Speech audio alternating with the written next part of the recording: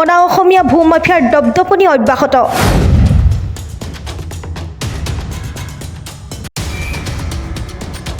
শিৱসাগৰ নগৰৰ পৰা প্ৰায় 2 কিলোমিটাৰ নিলগত জেঙনিকটীয়াৰ 37 নং ৰাষ্ট্ৰীয় ঘাইপথৰ দাঁতিৰ শামছুৰ ৰহমান নামৰ এজন অৱসৰপ্ৰাপ্ত ব্যক্তি আৰু তেওঁৰ পৰিয়ালক অনা অসমীয়া ভূমাফিয়াই মৃত্যুৰ ভাবুকি দিয়াৰ লগতে ৰহমানৰ ম্যাদী পট্টাৰ মাটিত দখল কৰাৰ চেষ্টা।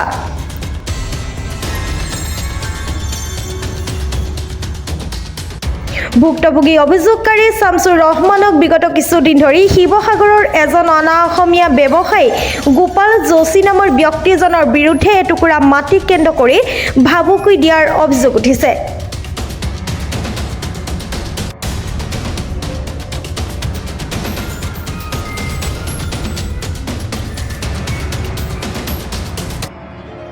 জানিব পৰা মতে কৰ্মসূত্ৰে গোপাল যোশী অসমৰ বাহিৰত থাকিব লগা হয়, যাৰ বাবে নিজ ভাতৃৰ যোগেদি সম্পূৰ্ণ ঘটনা সংঘটিত কৰোৱাৰ অভিযোগ উঠিছে। জনৈক যোশীয়ে তেওঁৰ ভাতৃ কৃষ্ণ যোশীৰ যোগেদি শামছুৰ ৰহমানৰ পৰিয়ালৰ লোকসকলক মৃত্যুৰ ভাবুকি প্ৰদান কৰাৰ লগতে অৱসৰপ্ৰাপ্ত শামছুৰ ৰহমানৰ মাটি দখল কৰি ৰখাৰ অভিযোগ কৰে ভুক্তভোগীয়ে। অনা অসমীয়া কৃষ্ণ যোশীয়ে অশ্লীল শব্দ ব্যৱহাৰ কৰি গালি দিয়াৰ লগতে আৰক্ষীৰ ভাবুকিও প্ৰদান কৰি আহিছে। উক্ত ঘটনাৰ সন্দৰ্ভত শিৱসাগৰ সদৰ আৰক্ষী থানাত ভুক্তভোগী ব্যক্তিগৰাকীয়ে এজাহাৰ দাখিল কৰে। উল্লেখযোগ্য যে ইয়াৰ উপৰিও এই বহু বিতৰ্কিত অনা অসমীয়া ব্যৱসায়ীজনে শিৱসাগৰ প্ৰশাসন তেওঁৰ হাতৰ মুঠিত থাকে আৰু চৰকাৰ মোৰ পকেটত থাকে বুলিও বহু কঠোৰ ভাষাৰে পৰিয়ালটোক বহু দিনৰ পৰা ভাবুকি দি আহিছে, যাৰ পৰিপ্ৰেক্ষিতত এই পৰিয়ালটোৱে দিনে নিশাই ভয়ত জীৱন কটাবলগীয়া হৈছে। যি সময়ত অসমৰ মুখ্যমন্ত্ৰী হিমন্ত বিশ্ব শৰ্মাদেৱে দিন ৰাতি একাকাৰ কৰি অসমৰ ৰাইজৰ উন্নয়নৰ হকে কাম কৰি আছে, ঠিক সেই সময়তে শিৱসাগৰ জিলাত এনে অনা অসমীয়া ব্যৱসায়ী তথা ভূমাফিয়াৰ ভাবুকিয়ে এতিয়া শিৱসাগৰবাসী ৰাইজৰ চকু কপালত উঠিছে। পৰৱৰ্তী সময়ত মুখ্যমন্ত্ৰী মহোদয়ে এনে ভূমাফিয়াৰ বিৰুদ্ধে কি পদক্ষেপ গ্ৰহণ কৰে সেয়াহে হ'ব লক্ষণীয় বিষয়। এই সন্দৰ্ভত দল সংগঠনে মন্তব্য প্ৰদান কৰে।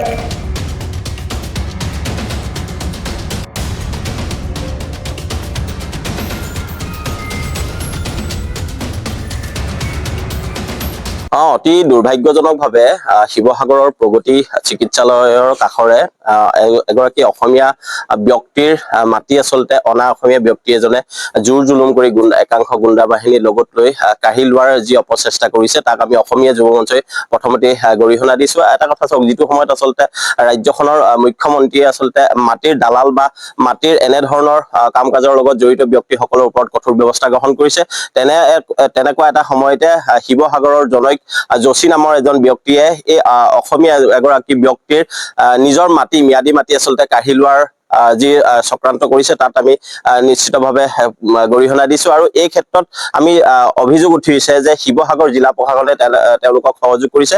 গতিকে মুখ্যমন্ত্ৰী মহোদয়লৈ আমি আহ্বান জনাইছো যে এনেধৰণৰ কাম কাজৰ লগত শিৱসাগৰ আৰক্ষী কি কাৰণে জড়িত হ'ব পাৰিলে, বা এনেধৰণৰ দিন দুপৰতে এগৰাকী অনা অসমীয়া ব্যক্তিয়ে অসমীয়া মানুহৰ মাটি কঢ়াৰ ক্ষেত্ৰত আচলতে দিন দুপৰতে কি ধৰণে গুণ্ডা বাহিনী লৈ গৈ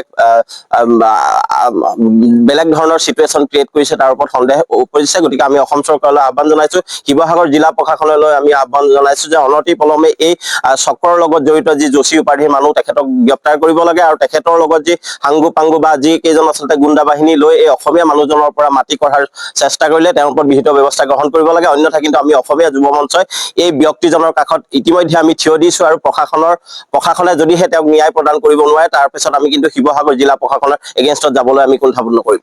মোৰ নাম শামছুৰ ৰহমান ওৰফে চাহেবজান।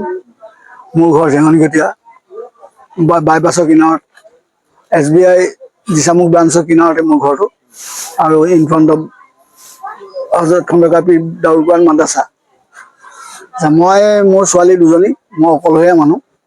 মোৰ ৰিটায়াৰ হোৱা আজি 7 বছৰ হৈ গ'ল। এতিয়া মোক মানে মাজে মাজে গৈ থাকে, গৈ পেলাই মানে যেতিয়াই তেতিয়াই গোপাল যোশী গৈ পেলাই খালি মোক দম দি থাকে যেতিয়াই তেতিয়াই। আৰু প্ৰায় দম দিয়ে মানে এইখিনি তুমি ঘৰটো যে বনাইছা, ইয়াৰ আধা মাটি মোৰে সোমাই আছে,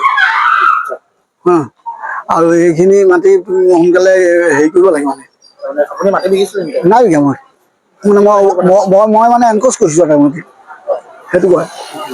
আৰু যেতিয়াই তেতিয়াই কয় মানে মাটিখিনি মানে এই মুখৰ মাটিখিনি এতিয়া সেই অলপ দিন আজি 2-1.5 মানৰ আগতে নেচেৰা হাইৱে মানুহ লৈ গৈছে, লৈ গৈ পেলাই মোৰ মাটিখিনি আৰু 8 ফুট 10 ফুটমান ভিতৰলৈ এটা পোষ্ট পুতি দিছে, 2-3টা পোষ্ট পুতিছে, পুতি পেলাই কৈছে যে এইখিনি মানে নেচেৰা হাইৱে মাটি হা। নেচেৰা হাইৱে মাটিখিনি নেচেৰা হাইৱে মাটি মোৰ মাটি আছে আৰু তাতে মানে সেইবোৰ মানুহ নি পেলাই হেৰি কৰিছে।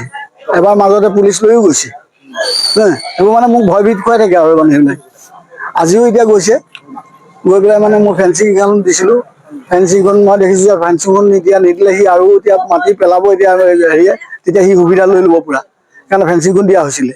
সেই ফেঞ্চিংখন সি গৈ পেলাই তাৰ মানুহ লগাই হা একদম মানে গুণ্ডা বাহিনী লৈ গৈছে, লৈ গৈ মানে সেইখিনি মানে উঘালি পেলাইছে মানে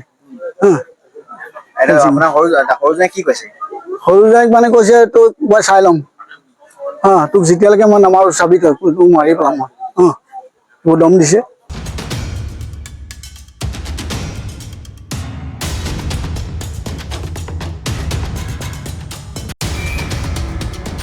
শিৱসাগৰৰ পৰা মুছাফিৰ আলীৰ ৰিপৰ্ট প্ৰাতঃ টাইম।